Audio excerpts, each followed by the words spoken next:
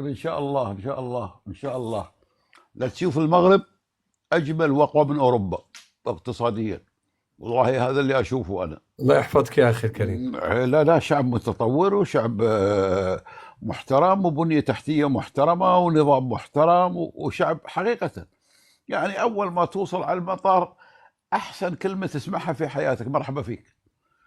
يعني تحس بنفسك كأنك في بلدك، ما يحسسك أنك غريب، ما يحسسك أنك أنت يعني مش مرغوب فيك، والكل يرحب فيك.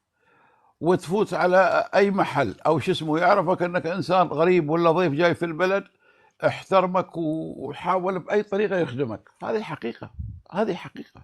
لانه بلد تاريخ، بلد حضاره، شعب مثقف. الحسن الثاني رحمه الله عليه اسس فيهم يعني حقيقه حاجه ملموسه. يعني مش انا لما يتكلم، انا كانوا انجليز عائله اصحابي يقول لي رحنا المغرب في الصيف اللي فات، يقول كنا في المغرب.